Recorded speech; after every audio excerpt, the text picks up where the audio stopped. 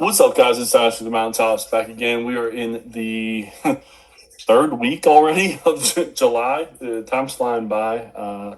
Luckily, we're getting through the off season here. And I'm here, of course, with my co-host, Jeremy. How are you tonight? I'm doing fantastic, man. We can go into detail at the end, but I'm 48 hours away from a trip with the missus, and I couldn't be more excited.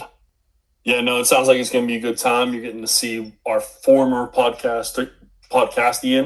I don't know how to say that any other way, but might have been that. I don't know. But you're going to get to see Jim coming up here, which is awesome. See one of your favorite bands, from what I understand, as well. So should be a good time, right? Yeah, AC/DC, my one and only diehard fan, and this will be my fifth time seeing them. It worked out well that we ended up needing a trip. We were going to Denver, and I ended up touring. So stars aligned, and I'm taking advantage of it. We're also going to check out a show at Red Rocks. So yeah, we're hitting all the touristy bucket list options, and gonna milk it for all it's worth. Yeah, that's awesome. You seen anyone big at Red Rock? A gentleman by the name of Somber. I guess he's a pop artist, not necessarily my genre, but yeah, Somber is the guy's name. He sold out Monday night's show, so he added a second show. He sold out Sunday night's show, and he added a second show Monday, and that's the show we ended up getting tickets for at Red Rock. So sweet. I mean, it's going to be cool just to hang out at Red Rock, I think. Yeah. Probably the main attraction there, so that'll be a good time. With that, we will not have a podcast next week, so you will miss us next week, but it'll be okay, I promise. We're going to do our best to make it worth your while this week. Not really any news, so we're not going to do the news portion. And then the last 3 years draft is what we're going to do. I think it's fun to go back and see from 2024 to 2026, this best draft, where they fall for you fantasy-wise, where all these players fall. Obviously, like Caleb Williams was the number one overall pick. Is he still the number one overall pick from the 24 class? Things like that. So we'll discuss that in just a few minutes, but I know you wanted to say one quick thing about one of your favorite running backs. Yeah, I just wanted to say, the newsworthy reports coming out of Fanatics was not Tom Brady being there with the upper echelon of athletes that was there. No, it was Cam Skattebo coming out the Triple H's music from the WWE and then botching a complete backflip.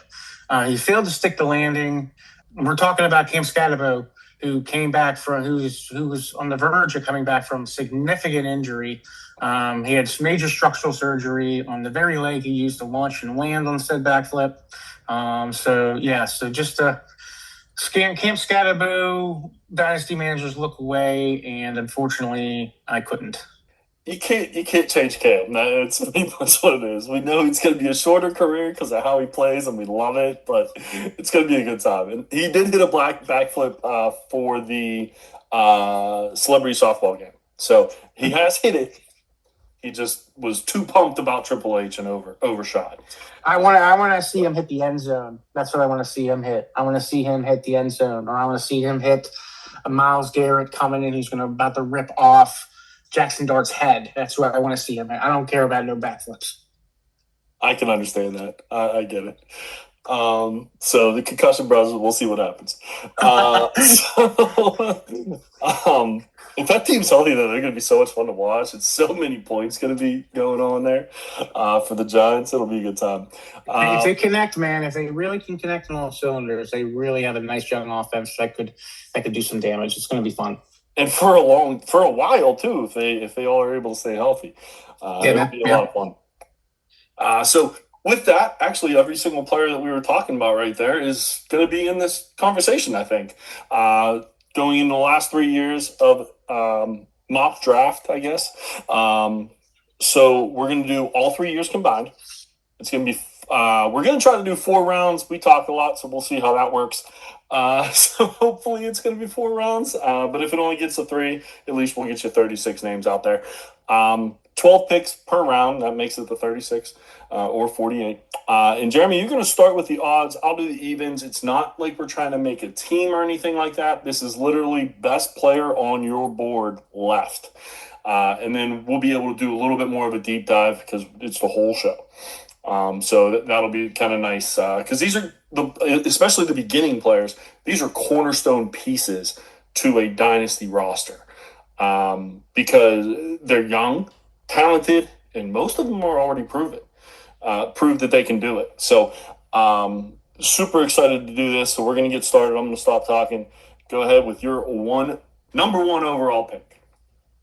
Again, so to recap to our listeners, we're doing the 24, 25, and 26 drafts. So we're dealing with a minimal pool of talent out there in the fantasy world. But again, we're going with best player available. We're not making a team, but this is fantasy. This is a fantasy podcast, so we're gonna approach this with fantasy mindset at least. Okay, so with that being in mind, I was going with a combination of what do I want in a fantasy player, as well as who do I feel is the best player out of these past 3 years. It was a very hard decision. I'm torn between two. I'm pretty sure whoever I don't take, my colleague is going to take. So we'll see how this goes. But I'm going to go with premium positional scarcity here. I'm going to go with Brock Bowers with my first overall pick. Here's why. He functions as a true franchise cheat code by blending the physical blocking strength of an inline blocker with wide receiver-like movement and speed. He has elite separation, quickness that allows him to consistently cross the face of linebackers and safeties with general game-altering chunk yardage. He is a primary focal point in his offense. He has a high target volume, which grants fantasy relevance to this fullest extreme in half PPR and full PPR. He's just an elite positional advantage at tight end due to his rare combination of his wide receiver route running and his run after catch ability. I feel out of all of the players that are on this list, Brock Bowers would probably be the most expensive in a fantasy world. Very close to who I was going to take at number one. So I think judging off of all of those aspects, I felt Brock Bowers is probably the most elite pedigree NFL player and most elite cheat code fantasy weapon at these past 3 years in Dynasty. I love that pick. I love it more because I get my guy at number two, which we'll talk about in a second. But first off, on Brock Bowers, I had him 15 overall, tight end number two last month. I've actually switched him and McBride. He's number one in my book as well, and I think I'm going to put him in around the top 10 now because he's going to be a focal point for a very long time with a legitimate quarterback and no wide receiver help, at least this year. We'll see if that changes next year. I did look at this as a super flex 100%. I think the second best quarterback in the NFL right now, or at least last year, and definitely fantasy wise, is Drake Maye. So I took him. He's my number two overall player, drafted in 2024, 3 overall. So I had him move up a little bit in that realm there. But I've been talking about him when he was in North Carolina. So it's not a surprise that this is my guy. He now has a legitimate number one and number two. Not saying that Stephon Diggs was not a number one. He had a 1,000-yard year at a little bit of elevated age with Drake Maye. But now there's another weapon there outside of just an A.J. Brown. Now they have Romeo Doubs as well to help him. Another year under the belt of Treveyon Henderson, which is going to be good out of the backfield catching wise. So I like this team. And they have two tight ends now, if you believe in Reardon, which I do.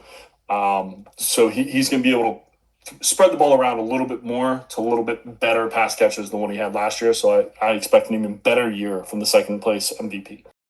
This is who I was really toying with. Broccoli Bowers is just the Swiss Army knife cheat code that every fantasy player would dream to have, and every NFL franchise any NFL franchise would love to plan with in the red zone, in the deep game, in the short yardage, and the blocking ability and reliability. And that's what it was. But not to continue on Brock Bowers, but the Drake Maye aspect. He is the prototype physical build, combined with that absolute rocket of a downfield arm He can throw it in tight coverage. He's underrated, in my opinion. He's the best quarterback out of this class, out of this 24, 25, and 26, hands down. I agree. He just possesses those foundational tools necessary to stabilize a franchise. And he's going to be around for years to come. So I fully support the Drake Maye grab there. And he does run the ball as well. So that adds to it for the fantasy side of things. But with Brock Bowers, if it was a single quarterback, 100% he's the number one pick. I agree with that. Since I was thinking Superflex, he was my number 3. But I love your pick of Brock Bowers. I think Drake Maye, obviously, we've talked about him quite a bit through the 2 years that he's been around. And we'll be talking about him for another decade. So, well, knowing that going into number 3, knowing that my quarterback was going to be taken, I'm going to take the second best quarterback out of my options here, Caleb Williams. His arm talent and masterclass in provision during the games is absolute elite, in my opinion. He manipulates coverage very well. He too is a dual threat type running, not necessarily running in regards to like a Jayden Daniels type runner, but he does have the ability to run out of the pocket and burn with his feet. He offers high ceiling fantasy potential, putting on the fantasy hat, high ceiling fantasy potential due to his elite playmaking, his instincts, his arm talent, and he's able to extend the plays outside the pocket. His rushing ability provides a valuable baseline for fantasy scoring and gives him a distinct advantage over pure pocket passers. And to be honest with you, he's surrounded by a very fantastic young supporting cast of pass catchers, and he provides that weekly upside. So in a super flex situation, if I can't get the best quarterback in the game in Drake Maye, I'm taking the second best, in my opinion, in Caleb Williams. He offers that high upside overall aspect and rushing ability, and he has right now a decent track record in regards to attendance. Not to downplay another quarterback who's probably going to be one of the next few ones selected here. Yeah, no, that's a great lead-in because that's exactly who I'm taking. Jayden Daniels is the guy for me. He's my number 2 overall player in this class, simply because of what he did his rookie year. If he stays healthy and he doesn't go down the RG3 route, he's a game changer when it comes to fantasy, especially with his ability to throw the ball and run. We don't see that ability very often in players, and when we have that, it's a Lamar, it's a Josh Allen, that's about it. So really, it's the prototypical of Josh Allen kind of fantasy potential. Now the way he runs, terrifying. So we'll see what happens there. But I couldn't, especially at 4 overall, I could not let Jayden Daniels fall any further. I think these 3 are probably the 3 best quarterbacks in this class, hands down. I know there's another player that we like a lot that I actually have ahead of Caleb Williams, which I'm sure is going to be taken shortly as well. But Maye, Daniels, and Williams, I believe they were all 2024 as well, just in a different order. The first 3 picks in the draft. So, yes, that one, it makes a lot of sense that they're also higher here because we've seen them a little bit more, at least in the other 2 case, not necessarily Jayden Daniels. But I have him 11th overall, and the number 2 quarterback on this board for the 3 years. I can't disagree really in regards to how these quarterback rankings are going. So I can't disagree anything further on that. I'm gonna continue this wagon here because again we're dealing with a super flex mindset. I'm gonna take the absolute next best quarterback in this trifecta class, in my opinion, and my boy in Jaxson Dart. It's. I think I am high on him. This is not necessarily the fanboy crush here going. I truly do feel out of the various quarterbacks that are available and the ones that have shown us and the ones that have not shown us, I do believe Jaxson Dart is the best available out of the next ones we will reveal. He is a highly efficient, quick striking quarterback He's a quick distributor who operates with an exceptional poise inside the pocket.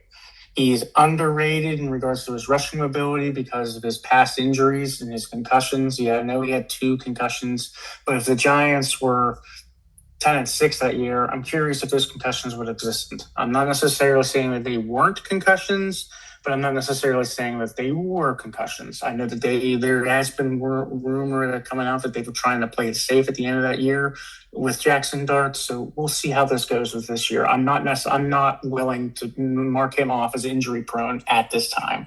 His profile is nice and clean, and he's a nice, dependable, high productive leader. He executes exceptionally well.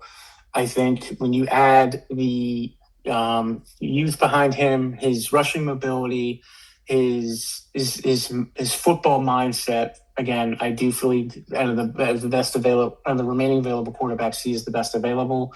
And with the Superflex mindset, I wanted to make sure I got my boy. 4 quarterbacks in the first 5, it makes sense. It's a super flex league that we're basing it off of, so that 100% makes sense. I think this is probably the 4th as of right now because we didn't get to see him a whole lot, right? What was it, 8-9 games? Yeah. So like 9 games, yeah. About half a season, and some of that was because of Russell Wilson starting the season. Some of that was because of the injuries. But we both loved Jaxson Dart coming out. We both said we thought he was better than Ward, especially in fantasy. I thought he was better NFL-wise, but that's just me. I think you were close, right? NFL-wise, but definitely fantasy, Dart was better? Yes. Okay. So I 100% understand this move. I do think it's interesting. It is super flex, so that might be the reason why.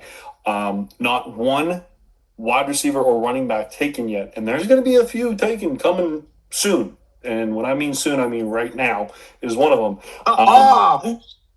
But real quick on Jaxson Dart, absolutely love him. Love the weapons that he has. If Malik Nabers comes back, who is going to be the number 6 pick? Well done. Gotta love it. I actually had him ranked 4 right ahead of Jaxson Dart in my rankings.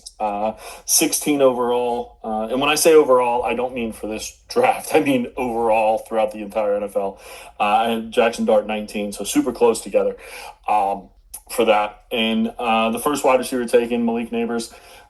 So I think Malik Nabers, coming off of the injury, if he comes back the way he played the first year and a quarter, we're going to be very, very happy when he comes back with Dart, with Skattebo, and likely as your tight end, and the plethora of options that Dart's going to have. He'll be the focal point once he comes back, hopefully fully healthy. Yeah, I fully agree, man. I like Malik Nabers as an athlete. I do feel the injury is going to take him a step back. That's the only reason why I am taking a wide receiver 1 spot ahead of him, in my opinion. The second best wide receiver doing stuff the certain situations, Nabers, in my opinion. The very best type wide receiver in this trifecta class is Tetairoa McMillan.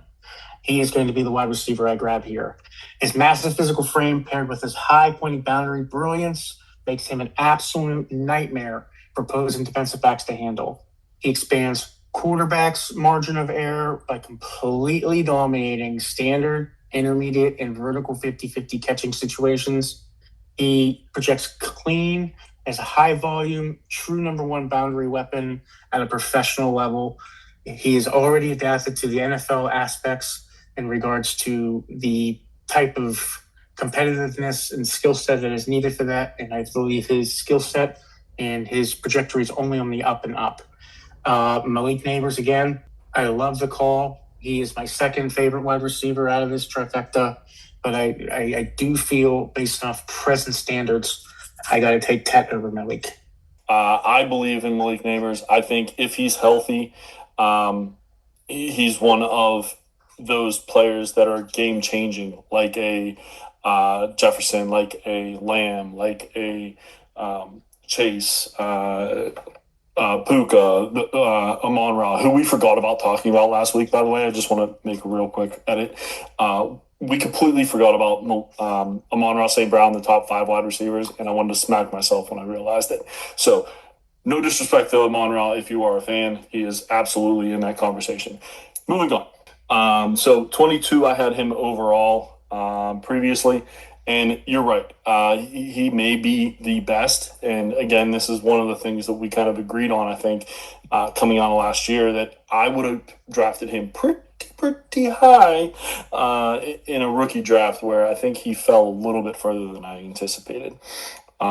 Just because how many good running backs there were and Cam Ward and stuff like that. So love Tet McMillan. Super excited to see what happens. Hopefully Bryce Young is going to be able to throw him the ball well this year, like he did last year. But if not, then that means the Carolina Panthers didn't do so hot, and they're going to get a new quarterback in this, hopefully, quarterback-laden 2027 draft. Next up, I'm going to take the first running back. So I took the first quarterback. I took the first wide receiver. I'll take the first running back. And it's not a surprise, in my opinion, who the number one is. I don't think there's really a question, although you might disagree with that. It's Ashton Jeanty. Yes, we haven't seen too much from him last year. However, if you look at the numbers, he had no chance to be successful because of how terrible the offensive line was. Quarterback play was absolutely horrendous, so they didn't have to really worry about pass catchers doing much. Brock Bowers was hurt last year, so there were no pass catchers. And they traded Jakobi Meyers halfway through the season, so there was even less pass catchers. They have since added Fernando Mendoza, and that's about it. Jalen Naylor, yes, of course. He's probably going to be the number one. Hopefully Besh takes a step forward, and maybe a couple of the other wide receivers step up as well. But Ashton Jeanty is going to be the focal point. They focused on, I think they built up the offensive line a little bit better, not great, but a little bit better. So at least he'll be able to not get hit before the line of scrimmage this year. And if that's the case, he's going to be able to run wild.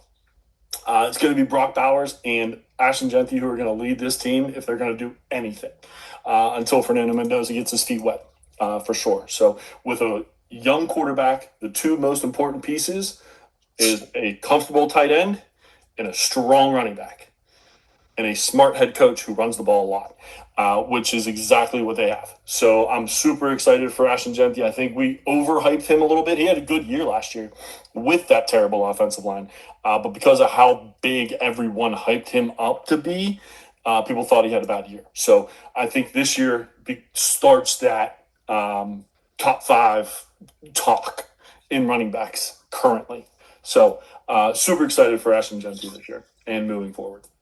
No, I honestly couldn't agree more. I think the next best running back in this class is the next one I'm going to take. But I think if you're basing it off of pro-level caliber type running backs, Jeanty takes the cake based off of the pure fact that he has great time. Regardless of what that line is in front of him, he has been able to gain an entire year's worth of NFL experience, which is going to give him an advantage in this upcoming season.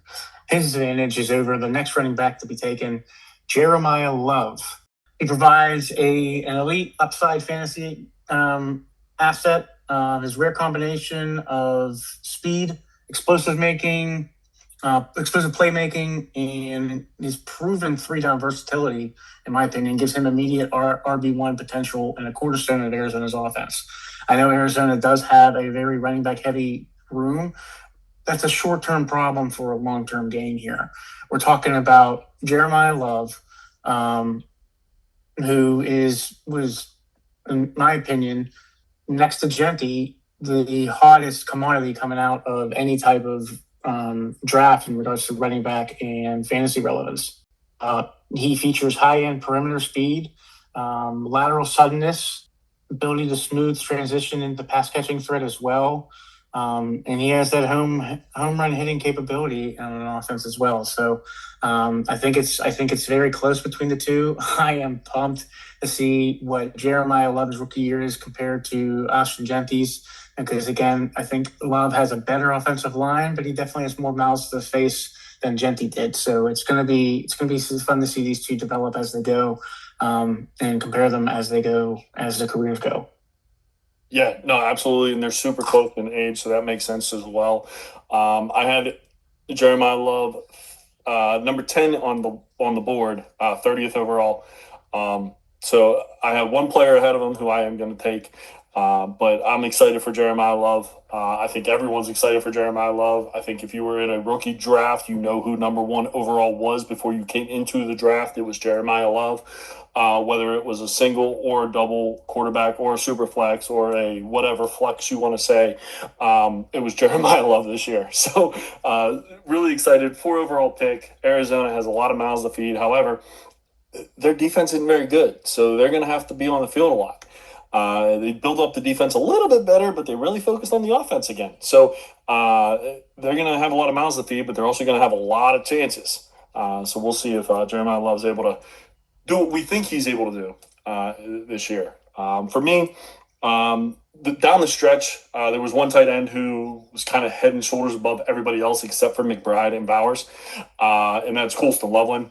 I'm taking him at number 10 overall. I had him at number 9 ranked in this draft. I have him 27 overall as well. So just a year under his belt, but he is kind of the number 1 target last year coming down the stretch and in the playoffs. So we'll see if that continues. I think one of the 2 wide receivers, whether it's Burden or Odunze, are probably going to be the number 1. We just don't know which one, but Loveland's going to be right there with him. So it's going to be pretty interesting to see. And what he did down the stretch, as I said before, kind of catapulted his name ahead of a lot of other guys. So I'm taking Colston Loveland with the 10th pick. I think Loveland is the second best tight end out of our options here. So, again, I don't necessarily have any type of disagreement with this decision. He's incredibly fluid. He is. I think we're just scratching the surface in regards to his capabilities and what we've seen in him at a pro level. I'm liking to see what he has, especially considering I have a stock on him. Moving on here, I think I'm going to take advantage of a little bit of a slide, if you will, from what I think is one of the most premier talents in this draft. I'm going with Marv Harrison Jr. out of Arizona as well. I'm a little bit of a believer in here. I still think that we stand a chance in regards to him showing his capabilities. And the reasons are he provides fantasy managers with high weekly floors. His combination of double-digit targets and his high-value red zone usage secures his spot as their long-term wide receiver 1. He has an elite route running, massive catch radius, and an undeniable status as a focal point of that passing game. He's complete, polished boundary alpha, in my opinion. And I think, again, not to beat the terminology, so I think we're just scratching the surface on Harrison. I think he was coming into a situation where the pressure got to the best of him. He needed to have a little bit of more surrounding cast around him. Michael Wilson has stepped up. Trey McBride has now become a major ball hog, which is a little bit of the situation here in regards to Harrison. But nevertheless, I think if we're looking at putting on the hat of complete talent for premium positional scarcity, I'm looking at wide receiver here and Marv Harrison as an elite talent that he is. Yeah, and you said a premier ball hog. I thought that was funny from Brad. I think that had a little bit to do with the fact that MHJ was hurt. There's no denying that. Wilson played absolutely great, but again, Harrison was hurt. That's why I had dropped him a little bit not because of the injury, but because of how well Michael Wilson played when he was hurt. And what we were expecting from Harrison is what we got from Wilson. So I was kind of surprised by that. I had him number 20 overall on this board, 59 overall. I am a Marv Harrison truther. However, I am getting worried. And this is kind of that last year that people are still having him on that pedestal that they originally had. So hopefully he can put it together. I think he has all the talent in the world, like you said. There's just been people that have been more proven, but I love the upside because if he hits like we expected him to, this is going into his 3rd year, obviously, which is where what used to be the big year for wide receivers to break out. It's been kind of earlier recently.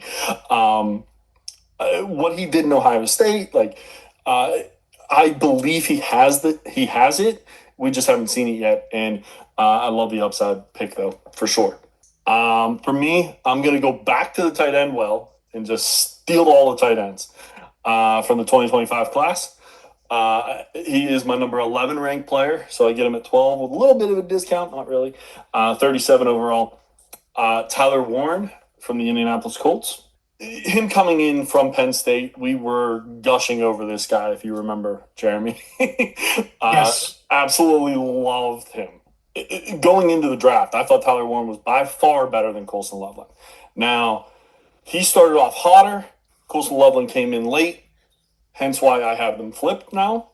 However, they got rid of Michael Pittman Jr. You said ball hog for McBride. I mean, Pittman is the was the number one target for the Colts for 6 years? It felt like. Yeah. So it's pretty close. Yeah. So who is going to be that guy? And yeah, a lot of people are talking up Josh Downs, which I love Josh Downs. A lot of people are saying the newly paid Alec Pierce, possibly. Yeah, maybe. I believe that it's going to be a focal point of the offense to get the ball to Tyler Warren. Especially with the quarterback play that they have and the running back. Again, it's smarter to give the ball to the tight end, shorter areas, less likely for interceptions, things like that. So super excited for Tyler Warren coming from Penn State. I can't believe I'm saying that. I say that every time I talk about him, but he's just impressive. And he can go down the field as well if you need him to, but really good in those short areas as well. So Tyler Warren rounds out the first round, and we're going to just go back and go through the first round. So 3 tight ends in the first round. This was a surprise to me. And we'll talk about that in a second. Number 1 overall was a tight end, Brock Bowers. 2 was Drake Maye. 3 was Caleb Williams. 4, Jayden Daniels. 5, Jaxson Dart, the 4 out of 5 quarterback to start us off here. Number 6, Malik Nabers, the first wide receiver taken. Number 7, the second wide receiver taken, Tetairoa McMillan. First running back taken. Number 8, Ashton Jeanty, followed by Jeremiyah Love, the second running back taken. I think that's funny. Colston Loveland at number 10. Number 11 is Marvin Harrison, and number 12, Tyler Warren. Rounding out the first round. So we're going to go ahead with the second round, or did you want to talk about anybody else in the first round? I think we delved into the first round pretty hard. No, and I disagree. I think that was a lot of fun. I don't disagree with how the list is formed out. I'm going to move on to the second if you are. Yeah, we're going to go, man. All right, sounds great to me then. My next option I'm going to grab here is going to be my second running back, and in my opinion, the third best running back out of the trifecta class. I'm going to grab out of Los Angeles Chargers, Omarion Hampton. He is a bruising physical downhill hammer, in my opinion, who excels at wearing down defensive fronts with pushing running style. He has impressive lower body drive. He projects beautifully as a highly reliable early down workhorse who excels at closing out football games. I think he is going to be fed handsomely with Mike McDaniel now into the system, and Jim Harbaugh, who's already trying to establish a running game there in Los Angeles. So I think I'm going to take the one who's going to have probably the most volume out of the 3 running backs that I've taken so far, and Omarion Hampton as my running back. Yeah, no, I agree. I think there were 2 options that didn't make the first round that I would have been deciding between at this pick as well. You made my life a lot easier, so thank you. But Omarion Hampton absolutely has to be the pick here because he's a snub not getting in the first round. I think from us that might have been a miss on my part. So we'll move forward with that. But absolute talent and super excited. I think it's the North Carolina worry. I get worried when it's a North Carolina running back because they're always supposed to be good and none of them really have been. But he already has shown that he's better than most of the other ones that came through. So very excited for Omarion Hampton this year, especially like you said with McDaniels as the coordinator with what he's done with Devon Achane. Absolutely looking forward to what he's going to do with Hampton as well. For me, again, this is super flex, so I'm going back to the quarterback. Bo Nix, the other one who I think we may have missed in the first round. He's only been good, but he did get injured late last year, and I know one of the reasons that we talked about that trade last week is you were kind of worried about Bo Nix. You have him on that team, and wanted to get a backup just in case you have to start him in Jared Goff, which heck of a backup. But for me, Bo Nix has only been good. Like, he's only looked the part. Can throw the ball well, runs well. Not elite in either one, but good in both, which is kind of what you need at this point when you're looking at quarterbacks. So I had him at number 12 overall, so discount for me, but 38 on the board over the whole NFL landscape. So pretty excited to get him here in the second round. Don't blame you. You would have been my next pick here, just based off of quarterback availability and strength right now. He is underrated. I do have a share of him in one of my leagues, as obviously their listeners know based off of my concerns. But no, I think he has a great system around him. Sean Payton built up Drew Brees into the caliber of quarterback that Drew Brees is known for today, and I am fully optimistic that Bo Nix can follow in the same footsteps. By the way, he also added Jalen Waddle, which I completely forgot to say and meant to. Maybe his best receiver he's going to have. Correct. Yeah, fully agree. Jalen Waddle, I grabbed 2, if not 3 stocks of him. I do believe that he's going to shine under wide receiver 1 light. Somebody else who's going to shine under wide receiver light, in my opinion, one of the most rare world-class vertical speed stretchers in this group is Brian Thomas Jr. Now, I'm going on my aspect here of I think he was injured last year, and I think that has impacted him in regards to his ability and his overall sophomore slump that he had eventually had. But again, he possesses rare vertical speed that stretches opposing coverage and deep coverage as well. He has rapid developmental trajectory. It shows he is highly adaptable receiver. He continuously tries to find new ways and show different ways to win cleanly at the line of scrimmage. He gives that Jacksonville offense an immediate big play threat on every single snap, in my opinion. I think still drinking the Kool-Aid from his rookie year, and I believe that we're going to see his rookie year this year, in my opinion, and Brian Thomas is going to be successful once again.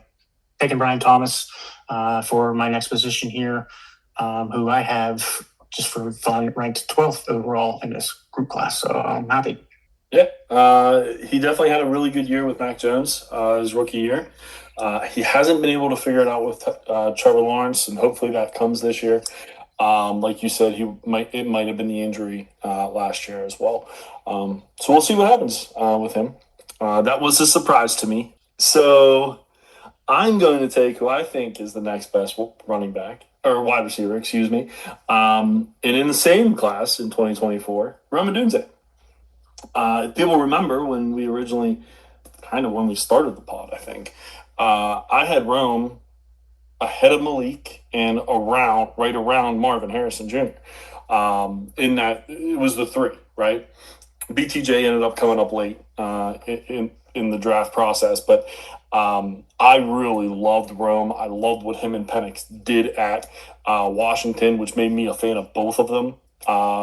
And Rome had DJ Moore with him, and then Luther Burden. And so there's a lot of mouths to feed there, but I do think he is the most talented and going to be the focal point of the offense. Even though I picked up Loveland earlier, the only reason I do that is because you have to have a tight end at some point, and I think him in the tight end positional rankings is much higher than Rome Odunze in the wide receiver rankings. There's a lot of wide receivers out there, not as many tight ends. So try to get the cream of the crop of the tight end quicker than one of the better wide receivers, but not one of the top 10.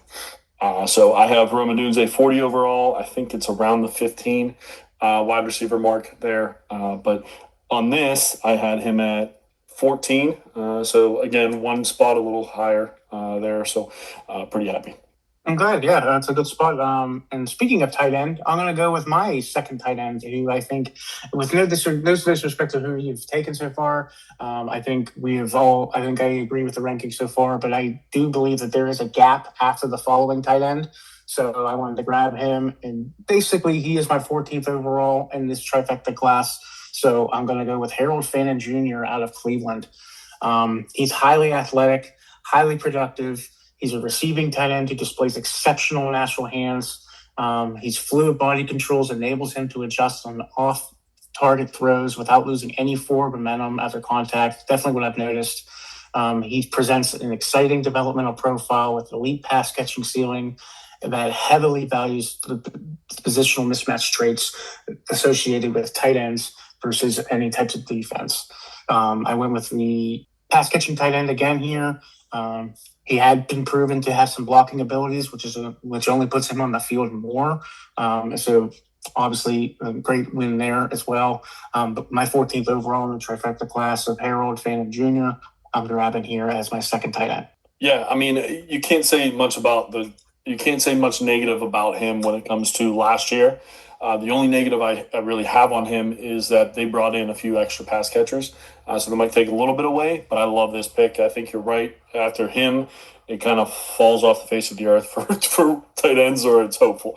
Hopium, yes. Kind of deal there. So I'm going to go back to the 2024 wide receiver class because, apparently I'm doing that every single time here. And I'm going to take McConkey from the LA Chargers. I have him 45 overall, 15th on my board at 18. That's a little bit of a steal, again, in my opinion.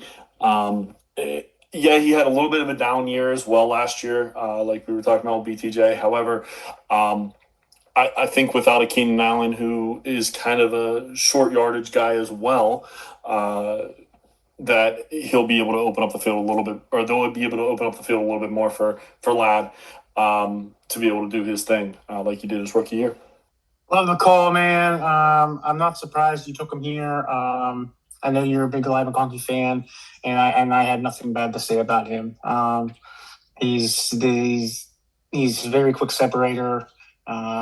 He's definitely a great security blanket for Justin Herbert, so I love the call. At this rate here, I'm going to take I'm going to kind of go in order here so far because I'm basing off of we're basing off of real life skill sets as well as fantasy relevance. I'm going to take my third quarterback, and in my opinion, the fourth best at least the best prospect in this group is I'm going to take Fernando Mendoza out of Vegas.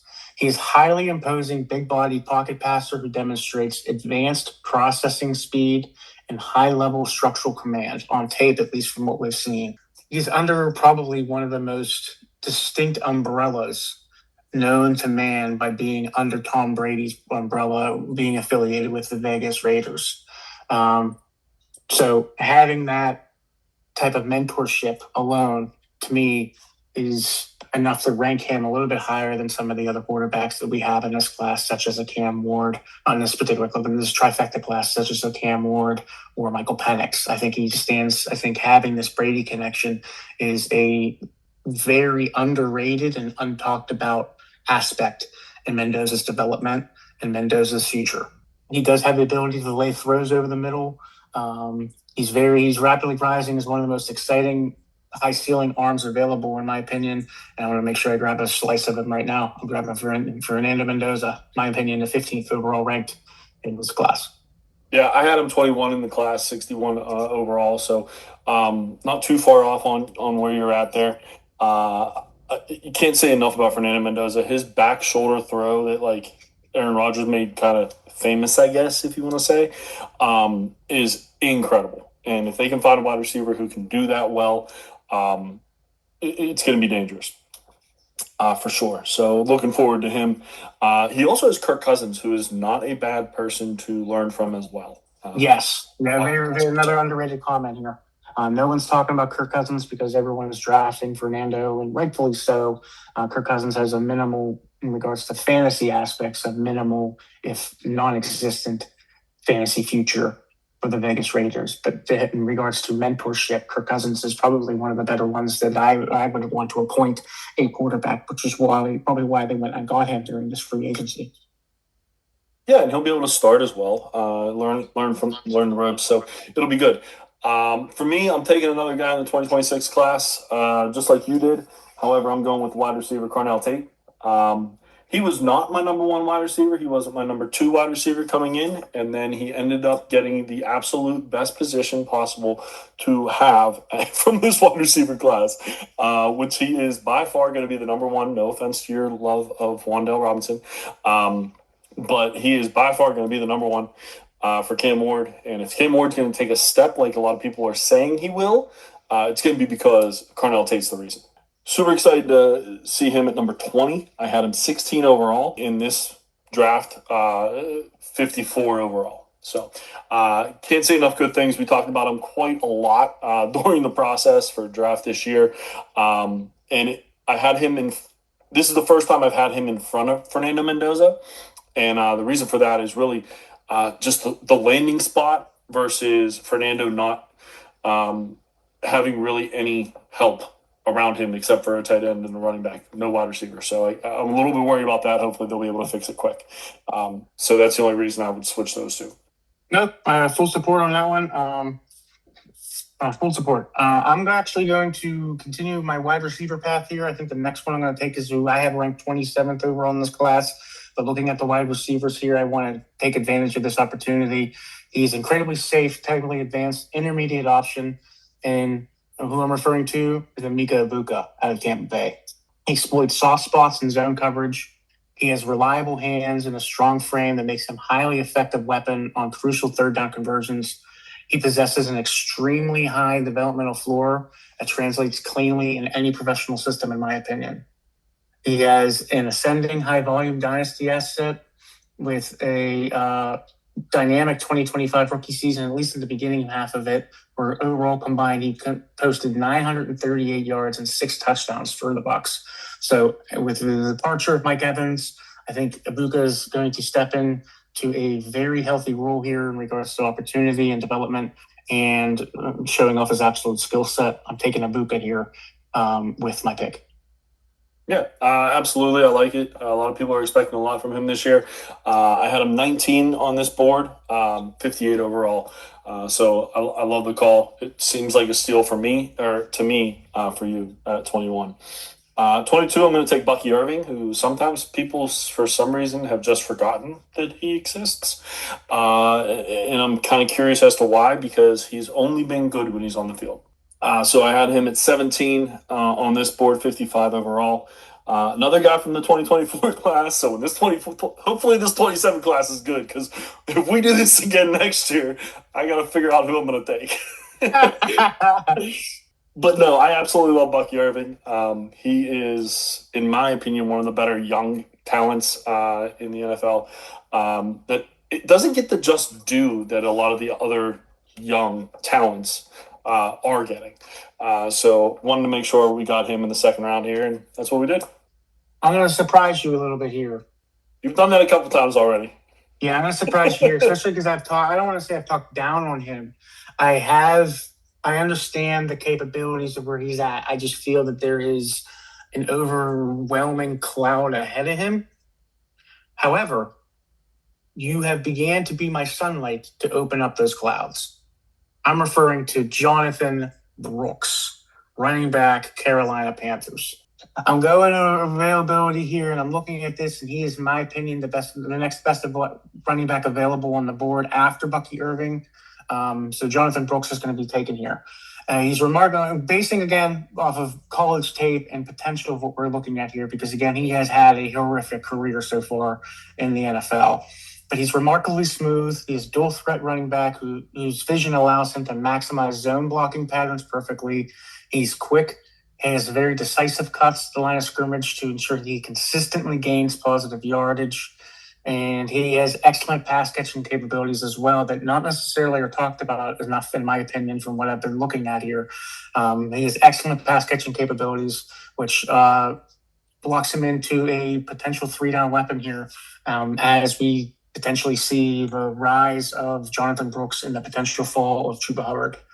So I'm going to go with Jonathon Brooks here as the next best available running back in this class, and I'm going to grab him right now with my pick. I never thought I'd hear you say that statement. The rise of Jonathon Brooks and the fall of Chuba Hubbard. I'm not saying that's going to happen, but I'm glad you're not on the bandwagon. Neither am I. I'm not saying it's going to happen, but I have had multiple shares of Chuba Hubbard, and I am lowering my shares of Chuba Hubbard because of individuals such as yourself that have continuously beat the Jonathon Brooks drum. I think if Jonathon Brooks was on any other team, I think I would be more of a fan of him, but I think it's because I've been sheltered by my Chuba Hubbard shares. But seeing the way that his smoothness and what he is able to do when he is healthy, I think is going to shock a lot of people this year, including myself, in regards to what kind of skill set he is able to bring at a professional level if he stays healthy. Yeah, I mean, I keep saying if he was healthy going into the draft, which of course he wasn't, but if he was still a second-round pick. But if he was healthy, I believe he's a first-round pick in that draft. Late first, but still a first-round pick. Definitely the best running back in that draft as well. So I had him 32, 96 overall. So that was the surprise to me. We'll say that. I thought I was going to be able to get him in the third or fourth round, no question, with how we've been talking about that. So that was a surprise. You caught me. I am going to take a guy who I thought you were talking about when you said there's someone in front of him that has a cloud or with a cloud, who he is better than. And that is Treveyon Henderson, is better than Ramondre Stevenson. I will say that every single day, twice on Sunday. And hopefully they see it. I keep saying that I think this is the David Montgomery, Jahmyr Gibbs idea, where Jahmyr Gibbs really didn't – you saw his talent, but he really didn't get started until the second year because of David Montgomery being there. Again, watered-down version of both. However, I do see this being very similar to that. I think Treveyon Henderson takes a little bit of a step this year. Hopefully he's gotten better pass blocking, because I believe that that's the only thing that Ramondre Stevenson is doing better than him. So if he's able to fix that, which is very important, especially for a second-year quarterback, now third-year quarterback, we will be very happy about that. So I had Treveyon Henderson at 18 in this draft and 56 overall. And then you're going to start us off with the third round, and there's still some fun. We're going to go a little bit quicker on these, though, if you're okay with that. I'm okay with that, and especially because we're going to continue with the running back run here. At the 3-1, I'm taking Quinshon Judkins, running back out of the Cleveland Browns. He runs with an incredibly low pad level, consistently utilizing his physical frame to run through arm tackles around the line. He offers stable, volume-driven baseline for dynasty rosters as well. He dominated the Cleveland Browns backfield last season with 230 carries and 7 touchdowns during his rookie season. I'm ecstatic. Quinshon Judkins is here. I had to take Jonathon Brooks a little ahead because I didn't anticipate you to have him ranked this low. I wanted to make sure I got some Jonathon Brooks stock ahead of you. But now that I'm able to sit back and breathe a little bit, I'm taking Quinshon Judkins available as well. He just projects a highly valuable short yardage and goal line closer. No, absolutely. I think he was one of those guys who probably should be in the second round, like we talked about before in the first round. So being at the 3-1 makes a lot of sense. I have him 26 overall, so just outside the top 25 or top 24 there. 68 complete overall. Next up, I am finally. Can't believe I'm taking him in the third round, not earlier, but Casey Concepcion, come on home. From Cleveland. I can't believe that's how good these last 3 years has been, though. Or the last 2 years prior have been wide receiver wise, because I have him a little bit lower on this board, 23, I believe, 22. I'm sorry. I have him 22 on the board, but there were so many other prospects there that I couldn't resist to take him ahead of them. So I do have him ranked in the second round, but there were so many other opportunities that didn't have a chance to. But 3-2, super happy. This is a discount in my eyes. I am going to accept. I hate that he's a Brown, because I've been a fan of this guy before he was a Brown. Hopefully they're going to be able to get a legitimate quarterback, if not figured out this year, definitely next year. And if they get that, I think this is an absolute steal because of the yak ability is never been seen, but it's rare. he has a rare ability for that. So love that. Love the yards after catch. So taking him here at 26. Next available, I'm going to take. I let this guy fall a little bit. I was playing the fantasy game a little bit just because I know who Mickey has taken in his previous 2 picks. But I am going to stop the fall here on an elite talent known as Luther Burden III.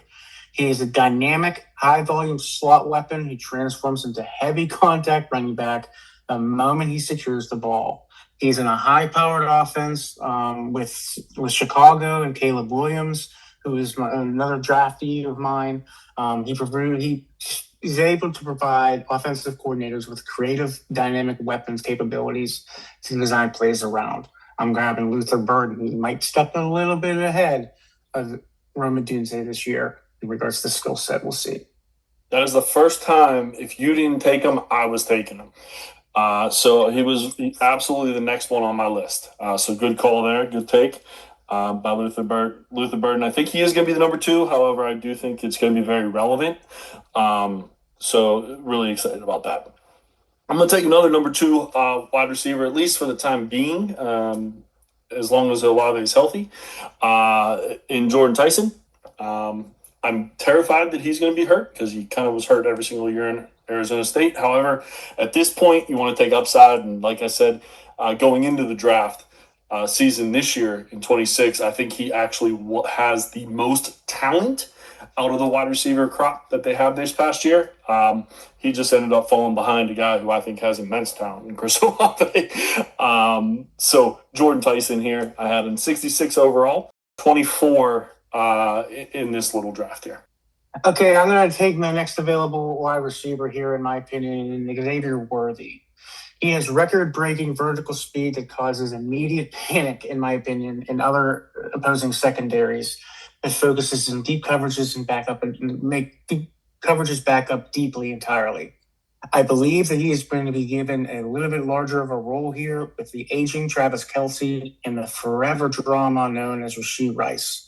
He alters physical structure, in my opinion, of a defense simply by stepping onto the field because of his absolute breakneck speed and his underrated catch abilities, in my opinion. He hasn't necessarily had the trajectory that he had since the combine because of his speed and everything in between, but that is because the volume is not there, in my opinion, for Worthy at the beginning of his career. Now the volume is going to develop for Xavier Worthy, and I think he's going to shine tremendously. I'm taking Xavier Worthy here. Interesting. I like it. If he becomes the number 1 like we're kind of expecting, this is an absolute steal. And he has all the talent in the world, so he just has to put it all together. Correct. For sure. This is Superflex. We're going to go back to the quarterback a guy who I never thought was going to be in this conversation. However, Tyler Shough had a heck of a year last year. 67 overall for me. I think he was 25 on my board for this. He didn't get to play the whole year, but when he got to play, it was pretty dynamic. I was surprised. He was in a hole going into when he became the starter and quickly dug the Saints out of that hole and almost made the playoffs in his first year. So very impressive. Only added Jordyn Tyson, who I took just 5 minutes ago. Also got a young tight end. They added Travis Etienne, who can catch up, or Etienne, who can catch out of the backfield. I'm just gonna mess that up all year, I swear. So a lot of great weapons. Don't think he's gonna be one of those guys who has the sophomore slump. I do think he's gonna continue his trajectory and shock a lot of people like he did last year. I think I'm gonna touch base in this quarterback as well here, and I'm gonna go with Cam Ward. His off-the-platform arm angles and elite throwing allow him to make difficult chunk throws, in my opinion, and it's only going to get a little bit better now that he has Carnell Tate, your selection. He excels when he's tasked in creative inside structure. He shows great comfort navigating high congested defensive fronts under pressure. I think he is still some work in progress, but I believe he's in the right hands, and I believe with the right weapons that are being built around him and them giving him the keys as the franchise player that he has potential to be, Cam Ward's going to make a step forward this year, and I want to get on board with that. Yeah, I've been on record saying I'm not a Cam Ward guy. However, third round, good plus in the wide receiver side. So a lot of people think he's going to take a step. It sounds like you do too, with Tate and Robinson. So, and those two second-year guys. Don't forget about them. But yeah, so I'm going to move on and take a guy that I can't believe is on the board because we both love him so much. You talked about him doing backflips. Maybe you're just worried about his injury. And Skattebo, 70 overall for me, 27 on my board. So a little bit of a discount, I feel like, for the Giants. He's, again, one of those guys who apparently I'm a Giants guy. I never thought I'd say that, but the four guys that they got in tight end, quarterback, running back, wide receiver are going to be a lot of fun as long as they stay on the field together. That's the worry, but if they're able to all stay healthy, they also have some extra pieces that are good as well. So the offense should be good. Defense, we'll see. Cam Skattebo at 32. So the end of the third round, we had to wait until Cam Skattebo. We love him so much. No, the Cam Skattebo pick would have been probably next, at least a coin flip. So to take words out of your mouth, you made my job a little easier here. The recklessness is the only thing that would have made me decide. The recklessness is what made me decide this next running back over Cam Skattebo, and that's Bhayshul Tuten. I think he has emerged as one of the biggest dynasty risers this offseason.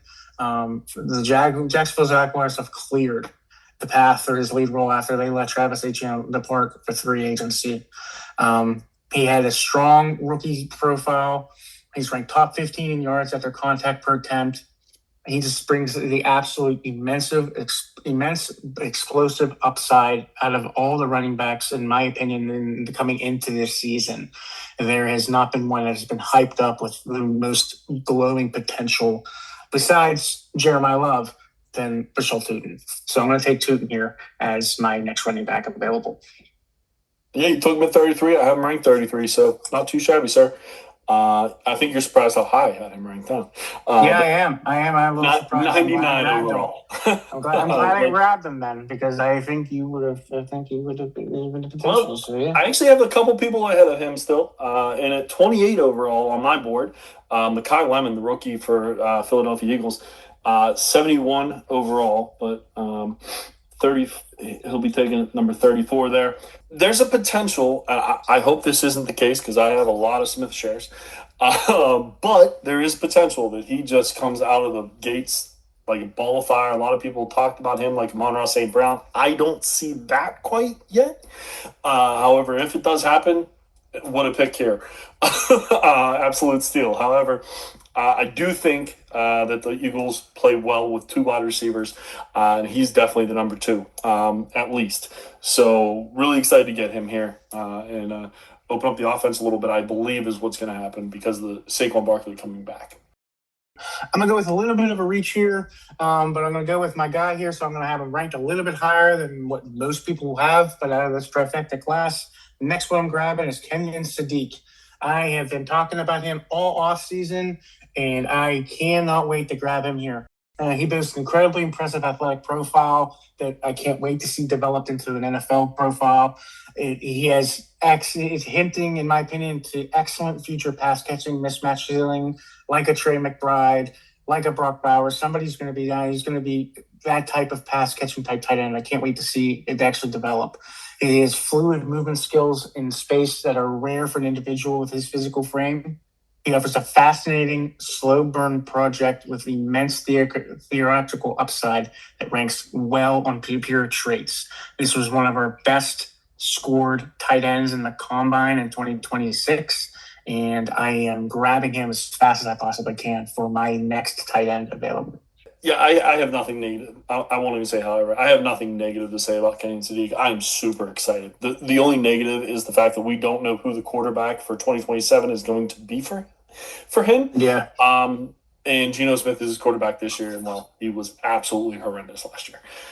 But again, this is Dynasty, so I do believe they're going to figure out the quarterback situation at some point, especially hopefully next year with the class that's coming in that I keep talking about.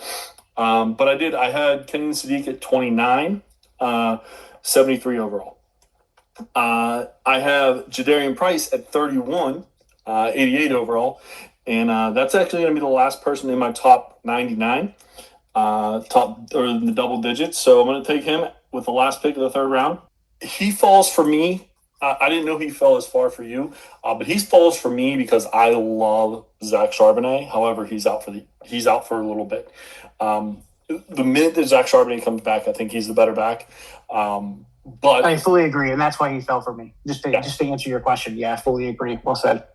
I also do think that they like to run a 2 running back system there so that there's not as many injuries. So I do think they're both going to be relevant, but I do think that Zach Charbonnet gets the more action. However, he is hurt right now. So if Jadarian Price comes out like a ball of fire, he might take it over. We don't know. But I was excited to get him. All right, so that brings me into the fourth round. And for the first pick of the fourth round, I'm going to go a little bit of a reach based off some standards in regards to rankings, going with Tyrone Tracy, running back out of the Giants. I think his background as an experienced wide receiver gives him a massive mechanical advantage running routes out of the backfield and gives him a unique availability weapon for Jaxson Dart. I'm going to go with Tyrone Tracy, an underrated running back out of this trifecta class. Yeah, so I'm also going to take a running back who is kind of losing some steam after his rookie year. But RJ Harvey, he is the number one in Denver from what I understand right now. We'll see what happens. There's it looks like might be a 3-headed monster there, but he gives the most upside when it comes to fantasy. So I'm going to take him at 38. Okay, so 4-3, I'm going back to the wide receiver well. I'm going with Ricky Pearsall out of San Francisco. He demonstrates phenomenal technical execution, reliable hands when he's healthy. He has exceptional body control that allows him to complete acrobatic catches and make it look completely effortless. I think he is a fantastic wide receiver that was just plagued with injury last year, and he could separate himself as a wide receiver one this year. I like it. I'm also going wide receiver. I'm going with Omar Cooper Jr. He's 101 on my overall and 35 on my board here. Okay, so then next I'm going to go with going back to the tight end well here. I'm going with Odunze Gadsden. He's a tight end wide receiver type combo out of Los Angeles that we've seen, and I think he is going to go absolute haywire under Mike McDaniel in another year under Justin Herbert. I like Gadsden this year big time. I think he's a hybrid mismatch who presents size advantages, and he is going to be fantastic with inside the slot. Yeah, can't complain there. I thought he had a great rookie year. I'm going to go with a rookie that I would usually never pick. Denzel Boston. He's getting a lot of hype in Cleveland. I am a KC Concepcion fan, as we talked about already, but I do think Denzel's going to be a nice number 2 for that team. Well, it was another situation where you took mine, so well done.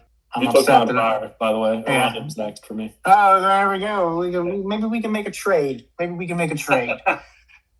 Next selection here, I'm going to go with Antonio Williams, rookie out of Washington.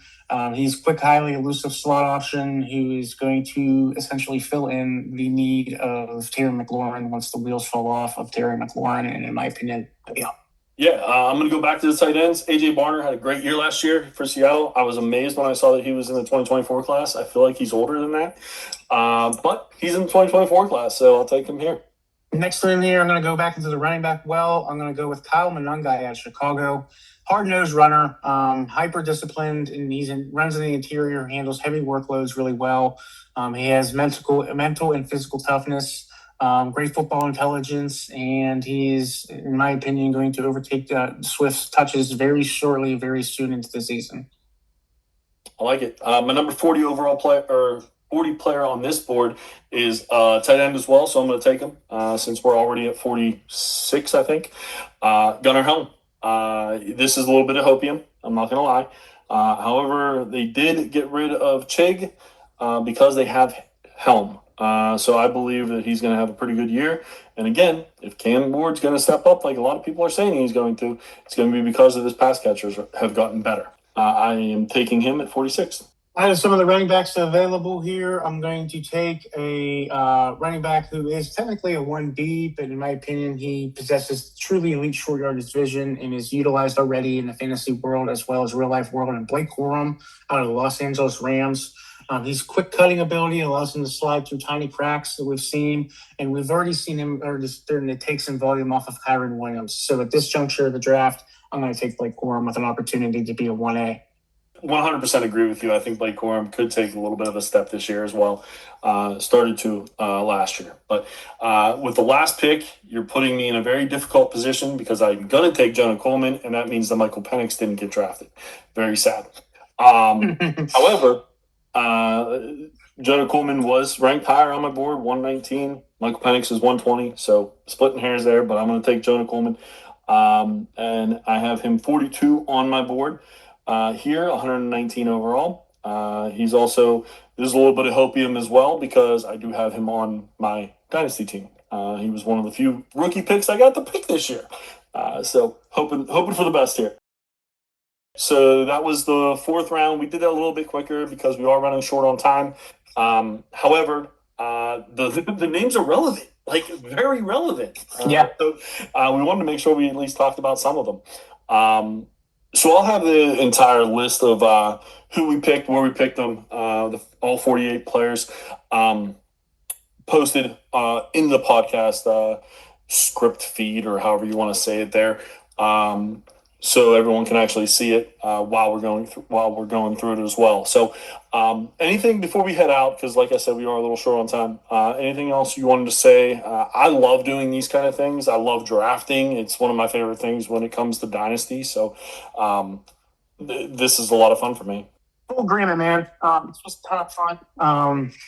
I like breaking it down when we have the certain classes like this, when we break it down just based off the past 2 or 3 years, because it really highlights some of the players who are starting to step up and some of the players who are coming into their zone. And then it also allows us to compare what the rookie class coming into is according to the 2 years of professional players that have done. So I really like how we do this. I think this was a lot of fun as well. Getting me more excited for the upcoming year and more excited for the upcoming football schedule. Yeah, and it gets me pumped up because we're getting ready. We're getting started. This is the home stretch here.